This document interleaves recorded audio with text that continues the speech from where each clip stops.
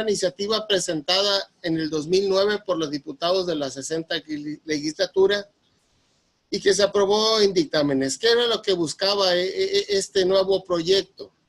Venía a reformar varios artículos, entre ellos el artículo primero, el artículo 11, 133, 89 y 102 de la Constitución. Por parte de los diputados, los senadores le incorporaron además una modificación al 3, artículo 15, 18, 21, 97, 105 y lo regresan a la Cámara. Y es hasta en diciembre del 2010 que se aprueba con todas las modificaciones que les correspondía a la Constitución en el 2011. Esta fue aprobada el 8 de marzo del 2011. ¿Qué era lo que buscaba esta reforma? Esta reforma fue motivo de diversas sentencias internacionales que nos afectaron como país, que nos obligaban como Estado mexicano a adecuar nuestro sistema legal para cumplir con las obligaciones convencionales de los pactos y tratados internacionales que México había adquirido y que era necesario para estar acorde a esas obligaciones internacionales que teníamos. Ahora bien, el objetivo de esa reforma fue poner la Constitución acorde a los estándares regionales, o sea, continentales, dentro de obligaciones que teníamos, para aceptar plenamente las convenciones y las obligaciones que contraemos al aceptar los tratados y los pactos de los que México es parte. La reforma incorpora derechos reconocidos en los nuevos paradigmas de las garantías individuales, que donde se deben reconocer los derechos humanos. El artículo primero establece también en ese mismo artículo la interpretación conforme y el principio pro persona, lo cual es algo muy novedoso y que crea la aplicación de un control difuso de la Constitución. ¿Qué es ese control difuso? Es que todos los jueces del Estado puedan analizar la inconstitucionalidad de los actos de la ley. Antes solo la Suprema Corte lo hacía. Asimismo, establece la obligación pro derechos humanos por parte de la autoridad.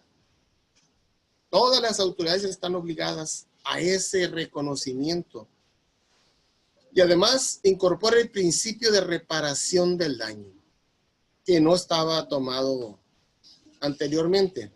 Y asimismo, el respeto a los derechos humanos como fin de la educación, modificación al 3 de la Constitución, y amplía la competencia de la Comisión Nacional de Derechos Humanos, el artículo 102, y autonomía constitucional. Se vuelve un órgano autónomo. Y además se le otorga la capacidad de intervenir en acciones de inconstitucionalidad y facultad a investigar violaciones graves de derechos humanos.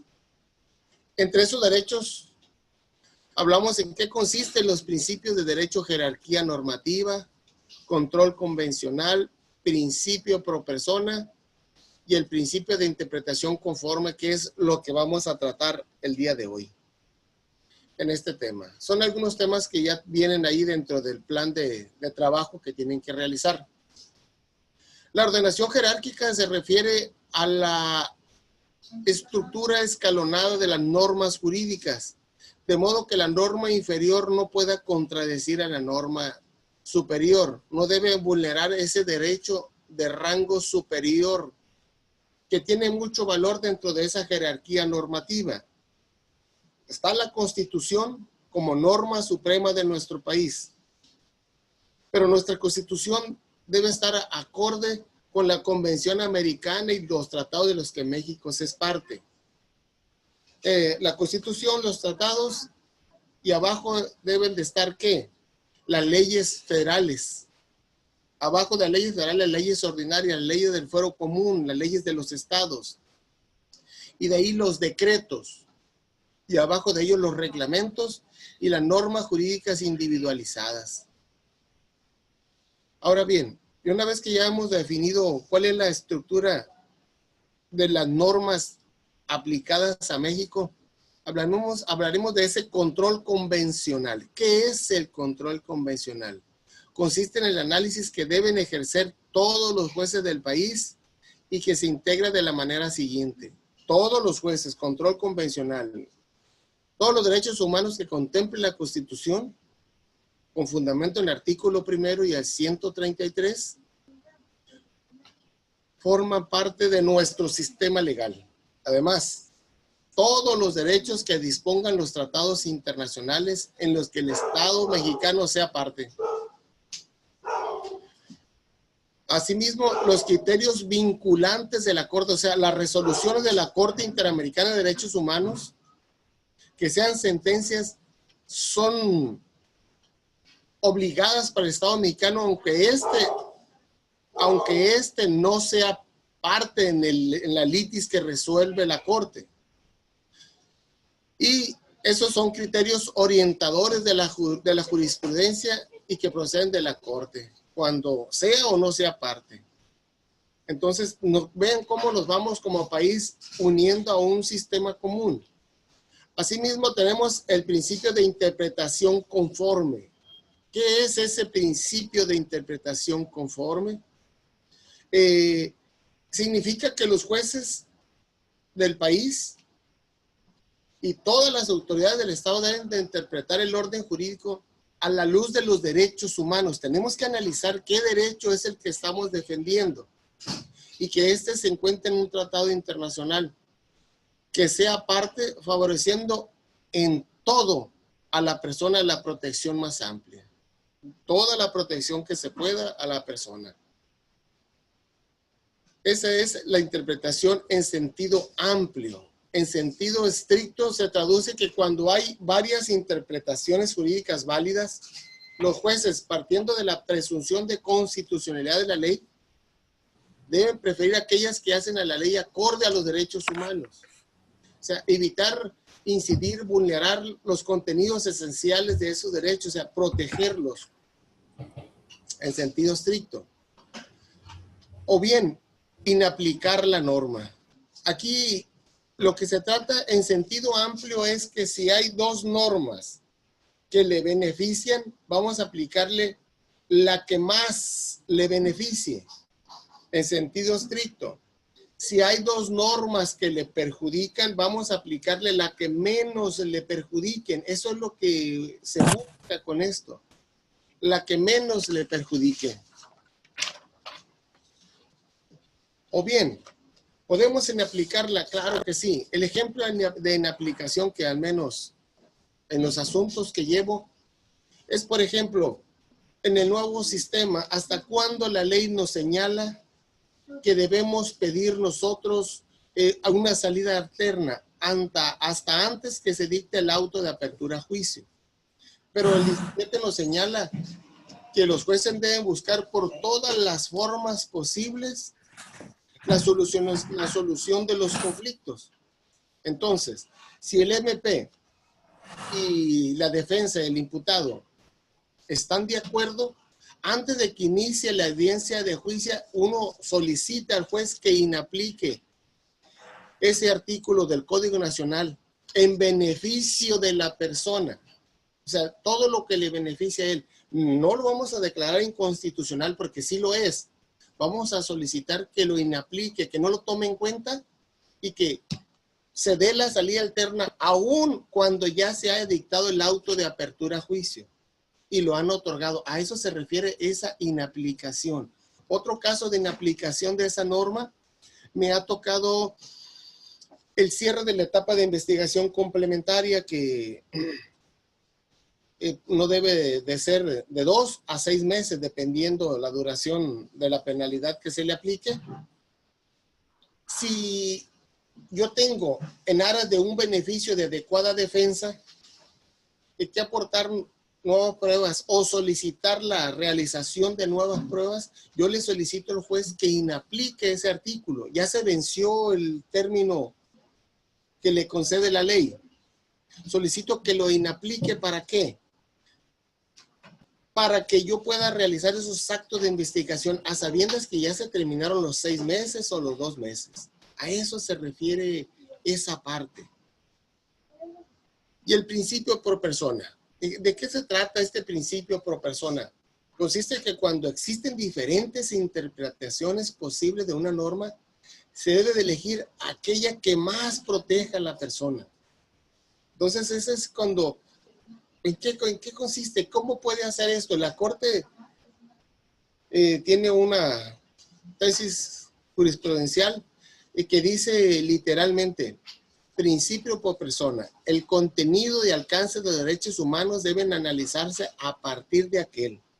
Y dice, literalmente, el segundo párrafo del artículo primero de la Constitución Política de Estados Unidos Mexicanos exige que las normas relativas a los derechos humanos se interpretarán de conformidad con la propia Constitución y los tratados internacionales de los que México es parte, de forma que favorezca ampliamente a la persona, lo que se traduce en una obligación de analizar el contenido y alcance de tales derechos a partir de ese principio que es un criterio hermenéutico que informa todo el derecho internacional. O sea, todos los jueces, todas las autoridades tienen que entrar a conocer de esa, en virtud del cual debe acudirse a la norma más amplia o a la interpretación más extensiva cuando se trate de reconocer derechos protegidos. Ojo con esa parte, o sea, lo que más le beneficie, e inversamente a la norma o a la interpretación más restringida cuando se trate de establecer restricciones permanentes a los derechos, al ejercicio de los derechos o a la suspensión extraordinaria que tengan.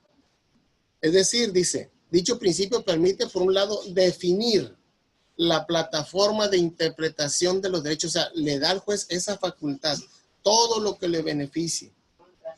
Y siendo honestos, a nivel juez de control, el tribunal de enjuiciamiento, todavía no admiten esto. Esto lo he ganado, pero en los recursos, en amparo, en apelaciones. Y esto implica, dice, acudir a la norma jurídica que consagre el derecho más extenso, todo lo que más le beneficia.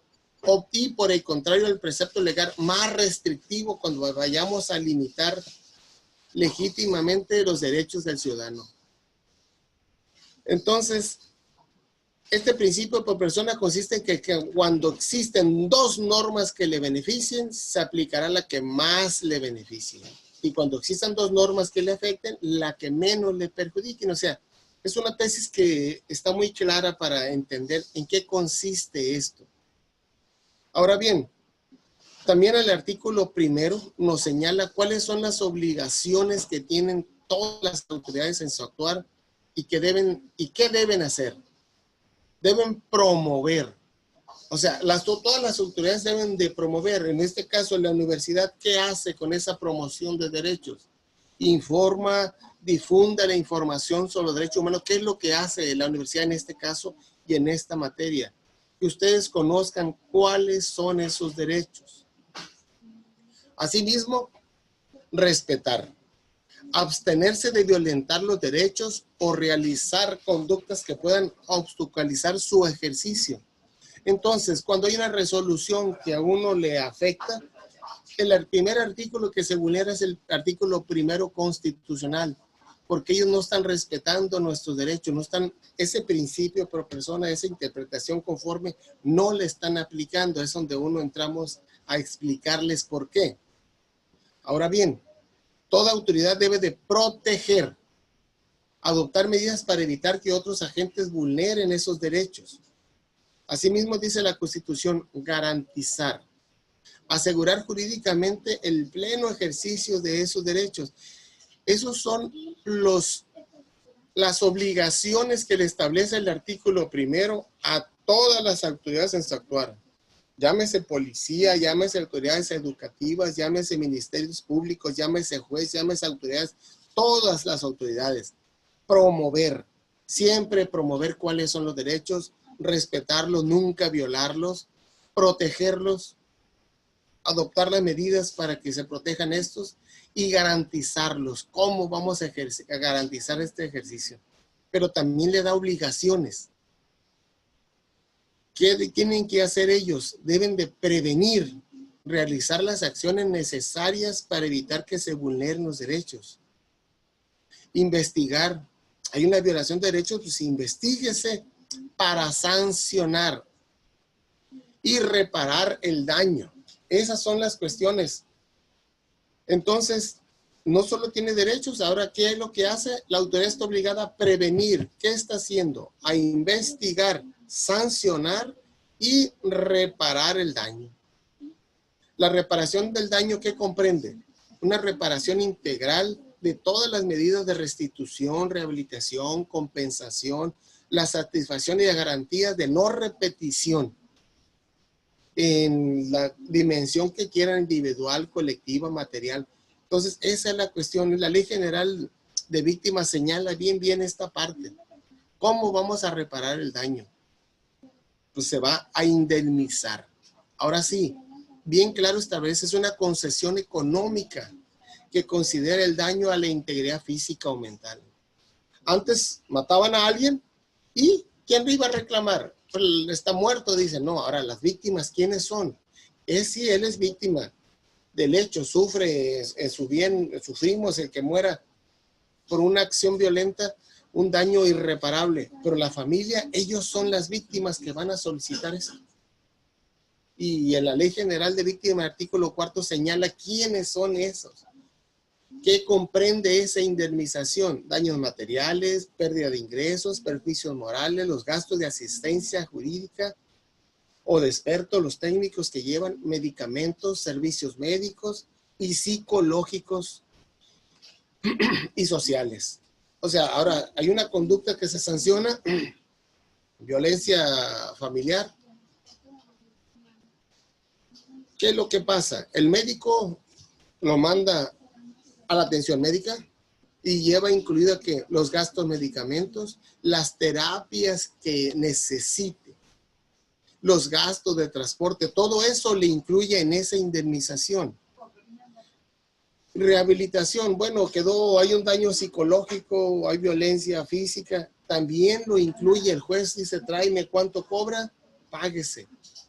A la satisfacción total de la víctima. Y reclama, aplica algunas garantías, pues no garantías, son las medidas cautelares de no repetición del acto. Si lo repite en una acción futura, pues va a traer una repercusión mayor. Ahora bien, eso es lo que corresponde a lo que refiere al artículo primero y que no debemos olvidar como abogados que van a hacer. Todo acto de autoridad que vulnere derechos está vulnerando el artículo primero de la Constitución y hay que citárselo. Ahí están los derechos y las obligaciones de todas las autoridades. Si la autoridad golpea, hay que buscarle un problema a la autoridad. ¿Cómo vamos a buscar un problema? Vamos a reclamar los derechos. Afectación a la integridad física, afectación a la libertad de la persona, a la supresión de los derechos que estos te hagan. Ahora que está pasando la caravana de los migrantes, algunos de ellos se quedaron aquí y la policía indebidamente va y los detiene. El ser migrante no es delito, ni administrativo de ningún tipo. Entonces, esa es la idea, que ustedes conozcan cuáles son las obligaciones. Toda autoridad está obligada a ciertos derechos y a ciertas obligaciones.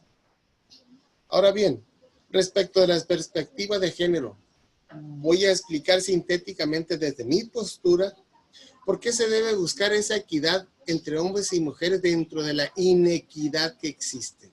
Aquí tenemos a Mari Carmen como mujer, pues felicidades que está entre nosotros. El tema de la equidad de género de ninguna manera debe verse como algo novedoso. Siempre ha existido. Al centro de esa discusión, de esa disertación, se encuentra un problema ancestral de la libertad de la mujer. Y al mismo tiempo del hombre mismo, o sea, esa supremacía que cree que tiene. Ello se debe a que la libertad no es otra cosa más que ejercer nuestros actos u omisiones con responsabilidad.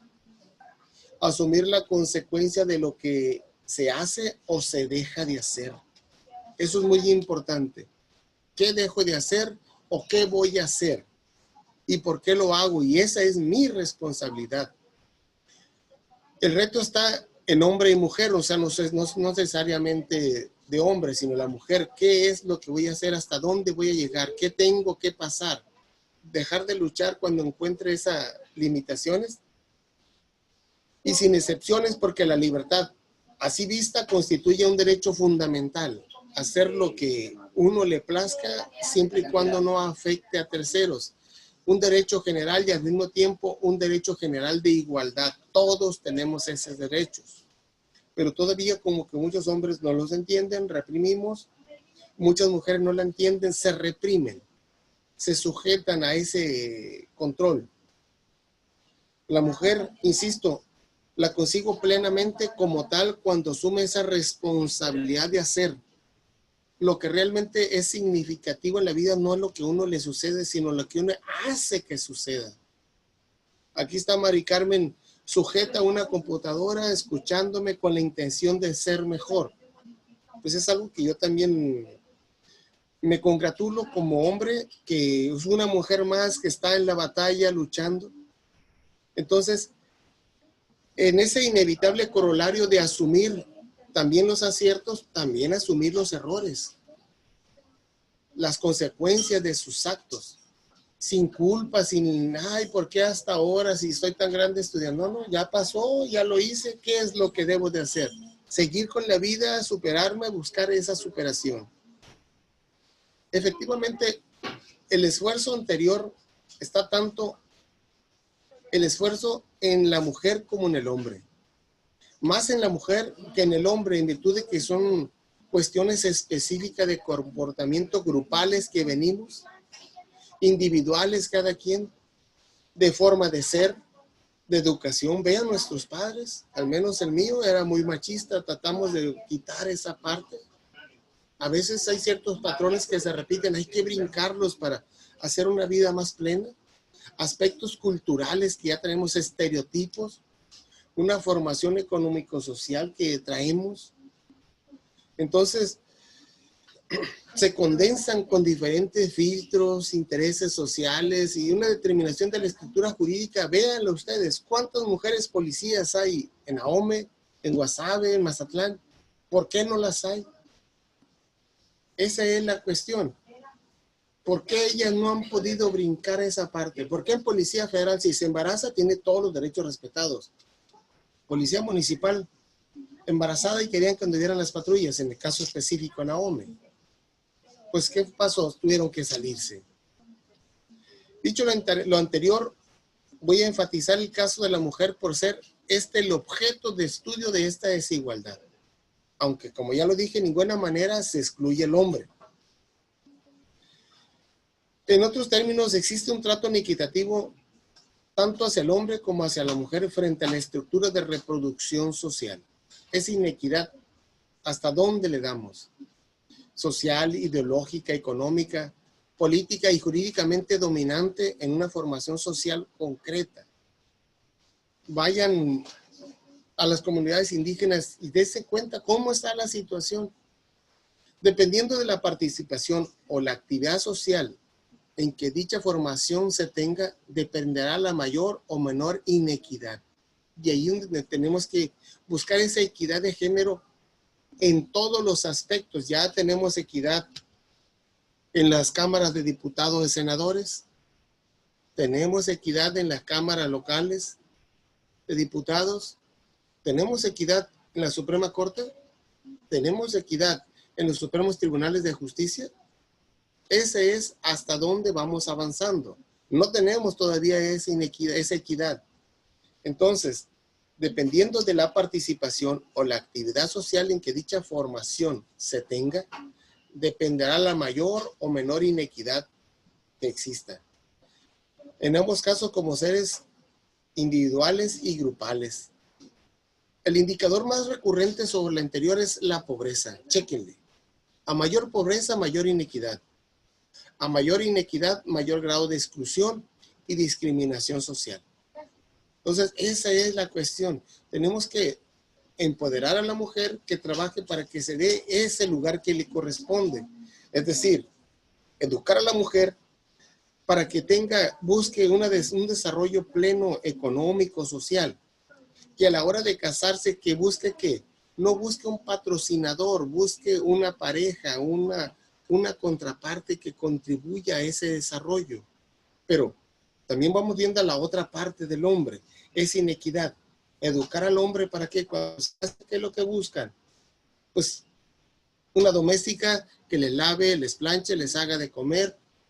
Entonces también es ahí donde uno como padre influye con los hijos, que aprendan a lavar los trastes, la ropa, a cocinar, a limpiar la casa, para cuando se casen, pues sea ese apoyo mutuo que debe de existir.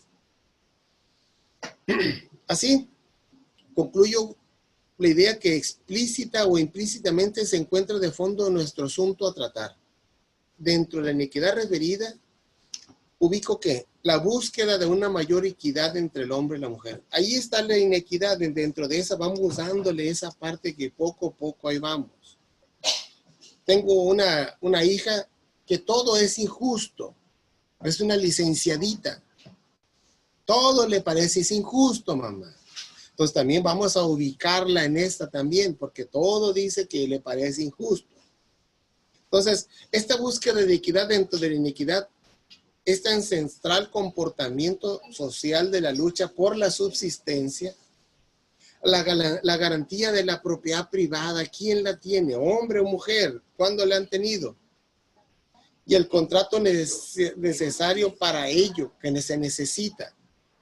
Ahora, en una de las aristas de estos problemáticas, se conoce como equidad de género. O sea, esta equidad es lo que buscamos, pero más que equidad, buscamos igualdad.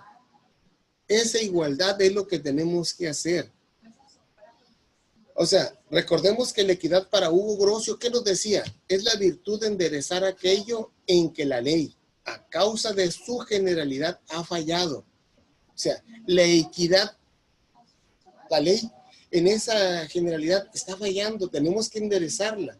¿Quién ha hecho la ley? ¿Cuántas mujeres existían cuando se creó la Constitución de 1917? Ninguna mujer. ¿Por qué? ¿Cuál era la participación de la mujer? Ahora bien, Ulpiano. Ulpiano dice, constituye una herramienta intrínseca en cualquier acto del juzgador. O sea, esa equidad que se busca es una herramienta que debe tener todo juzgador, ya que para este juez debe tener siempre la equidad ante la vista, iguales. El término equidad y justicia, antes que normativo, busca ser ecuánimes e imparciales. Eso es lo que busca el juzgador, es lo que se debe de buscar. Recordemos siempre que equidad y justicia no son una y la misma cosa, aunque según Aristóteles pertenecen al mismo género. ¿Por qué? Siendo la equidad superior a la justicia. O sea, la equidad es superior a la justicia. Justicia es dar a cada quien lo suyo. Pero a veces, ¿dónde queda la mujer? Estamos luchando por esa parte, dándoles ese trato que les corresponde. Scriche nos dice, la equidad tiene dos acepciones en jurisprudencia, pues significa la moderación del rigor de las leyes, atendiendo más a la intención del legislador que a las letras de ella. O sea, ¿cuál fue el fin de la ley que quiso el legislador y no lo que literalmente dice? O sea, esa es la equidad que debe de existir en el juzgador, la equidad que debe de buscar el abogado. ¿Cuál es el fin de la ley? ¿Para qué? ¿Por qué el artículo 4 habla de la igualdad entre el hombre y la mujer ante la ley? Pero en la práctica no la hay. Y lo veo en los juzgados. Ahora tenemos un juzgamiento con perspectiva de género. Hasta cierto punto hay inequidad ahora hacia el hombre. Entonces, los jueces, las jueces tienen que ser muy moderados en esa cuestión. Antes la mujer era el bastión moral de la familia y los hijos iban necesariamente a la mujer. Tiempos modernos ya no. También se toma por aquel punto de rectitud del juez, que a falta de la ley escrita o de costumbre, consulta sus decisiones con la máxima del buen sentido y de la razón, o sea, de la ley natural. O sea, va a buscar esa equidad. La ley no está donde. ¿Qué es lo que debo moderar? ¿Hasta dónde voy a aplicar esa ley? Carneluti nos dice, es lo mismo que la justicia entendido en un sentido más elevado, como el plus del derecho, esa equidad. El ideal que debe realizar las instituciones jurídicas, eso es lo que se busca. ¿Qué busca que la institución tenga? Pues esa equidad que tenemos que buscar, pero la mujer tiene que buscarla por su lado, el hombre por su lado, y a veces llegan a enfrentarse los dos. Una ley equitativa es una ley justa, una ley equidad. Es la antítesis entre la ley y la equidad, no es objetiva. Entonces, sino que se refieren a facultades que tiene el órgano del derecho, hasta dónde va a hacerlo, para determinarlo en cada caso. Si tiene libertad de acción, rige y debe regir la equidad. Esa libertad es lo que le permite. García Maínez nos dice que en relación con el principio de equidad, argumenta que este constituye un remedio que el juzgador aplica para subsanar los defectos derivados de la generalidad de la ley. Y eso pues es práctico, lo ven, al menos en materia familiar, busca allanar esos defectos de la ley. Ahora bien, respecto de la inequidad de género, significa que tanto los hombres como mujeres tienen la misma posibilidad de goce del ejercicio pleno de sus derechos. Esa equidad debe contribuir con el desarrollo nacional, político, económico, social y cultural. Aún somos una sociedad machista, ahí vamos avanzando, ahí vamos, pero aquí tenemos un ligero problema. ¿Hasta dónde esa equidad de género vamos avanzando con los movimientos lésbico gay? Ahora quieren imponer ellos sus posturas. Y la mía, heterosexual, masculino o femenino, ¿dónde queda? ¿Por qué no le imponemos la nuestra? Entonces, esa es la tolerancia, el respeto que debe de existir, esa equidad. Ok, ya tienes derecho, pero no quieres derechos, quieres que más todavía y más. En este sentido, la equidad de género estará orientada básicamente en ofrecer oportunidades justas a hombres y mujeres. Equidad de género busca la igualdad, la oportunidad entre ambos. Es un término nuevo que estamos empleando, ya existía, pero lo que se busca es dar ese lugar, empoderar a la mujer al quehacer en todos los ámbitos de la sociedad. Las mujeres y los hombres, independientemente de esas diferencias, tienen derecho a acceder con justicia y equidad al uso y a los beneficios de los mismos bienes y servicios de la sociedad.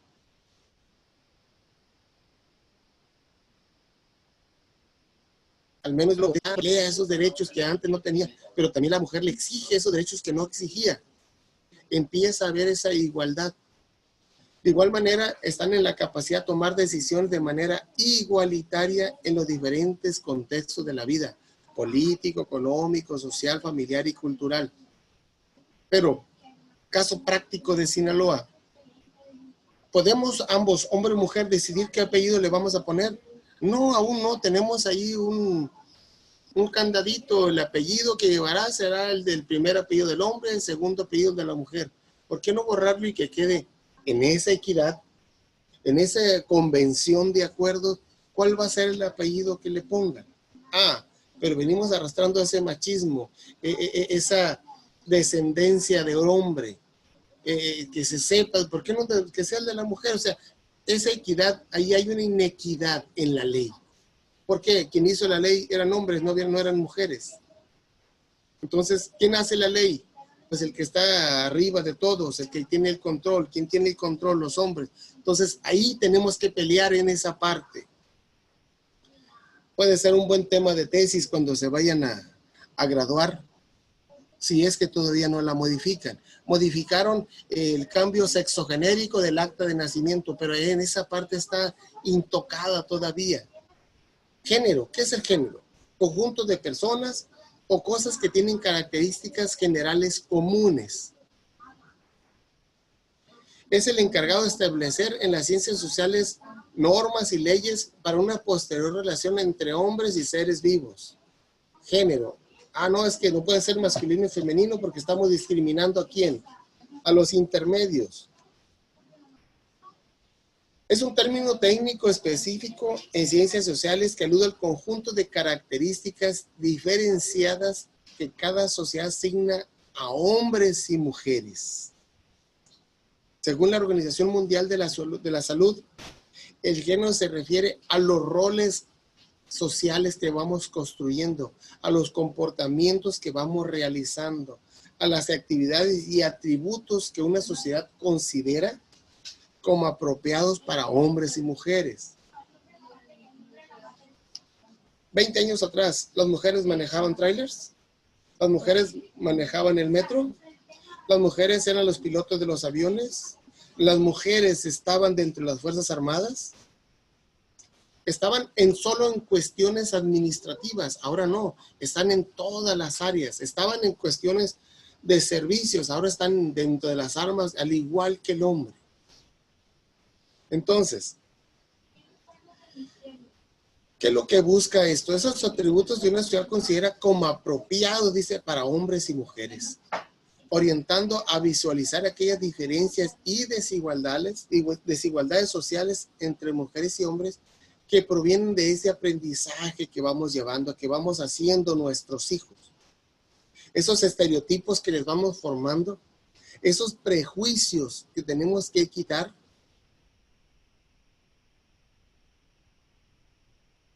Géneros. Este poder de construcción de géneros, vean cómo el movimiento lésbico gay empieza a ganar campos. Empezamos a confundir que lo que es normal con lo anormal. Bueno, yo soy adulto, ustedes son adultos todos, pero ¿y los niños dónde los dejamos? ¿Cómo les explicamos a ellos mientras se endereza? ¿Van a ver lo anormal normal? ¿O cómo es lo que tenemos que hacer ahí? Eso es esa importancia que tenemos que darle a esa influencia de las relaciones del poder en la construcción de los géneros. Deja solo que los niños lleguen a su momento. Ahora bien, ¿cuáles son las leyes que sustentan esa equidad en México? Pues específicamente la Constitución, el artículo 4, desde ahí. De ese artículo 4 se deriva que el Código Familiar es la ley secundaria del artículo 4 de la igualdad del hombre y la mujer. Asimismo, una ley federal que tenemos para prevenir y eliminar la discriminación. O sea, tenemos dónde atacar esta parte. La discriminación es un delito. Vean cómo un pseudo maestro de esta universidad demanda a nuestra rectora por discriminación. Pero eso hay que acreditarlo, tiene ciertos elementos hasta dónde. Es fácil decir soy discriminado, pero ¿hay discriminación positiva o una discriminación negativa? La otra ley, tenemos la Ley General para la Igualdad entre Hombres y Mujeres. Es bueno que ustedes lo vayan leyendo. ¿En qué consiste esa ley para la igualdad entre hombres y mujeres? Dárselos a nuestros hijos. Hijo, léelo. ¿De qué se trata? Infórmame. Discriminar. Ley federal para prevenir y eliminar la discriminación. Ley general para la igualdad entre hombres y mujeres. Y hay una ley del Instituto Nacional de las Mujeres.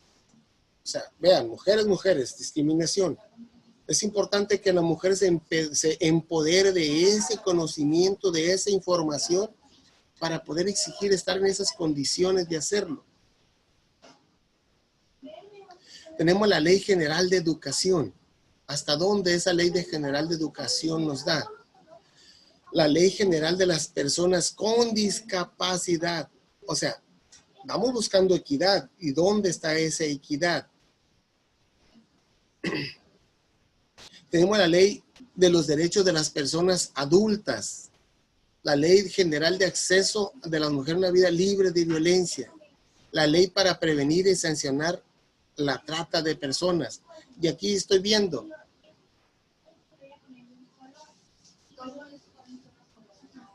Cuando no son migrantes, ¿cómo se puede ayudar para que ellos puedan trabajar en nuestro país? En la Ley Nacional de Migración les establece ciertas condiciones, ellos se apegan y pueden solucionarse. Hay derechos humanos que protegen al migrante, pero no estamos siendo partícipes de esta migración, ayudándoles, poniéndoles vehículos, gasolinas, alimentos. Supuestamente los ayudamos, pero vean la basura que dejan. No toman agua, toman refresco. Piden dinero, les dan comida, ahí lo dejan tirado y piden pizza. Entonces, ¿hasta dónde ellos, por qué van? ¿Qué hacemos con ellos? ¿Qué podemos hacerlos? Los gobiernos, ¿qué están haciendo? Dándole todas las facilidades para que circulen por su territorio lo más rápido posible y le van echando a la bolita al otro. Cuando lleguen a la frontera, el problema lo va a tener ¿quién? El estado de Sonora, el estado de Chihuahua. ¿Qué van a hacer con los inmigrantes? Muchos de ellos se van a quedar aquí. ¿Qué podemos hacer? Pues que busquen a las autoridades y si quieren quedarse, bueno, ¿hasta dónde? ¿Qué van a hacer? Después vamos a tener un problema aquí. Pero eso es otra cuestión que tenemos que analizar en otro tema.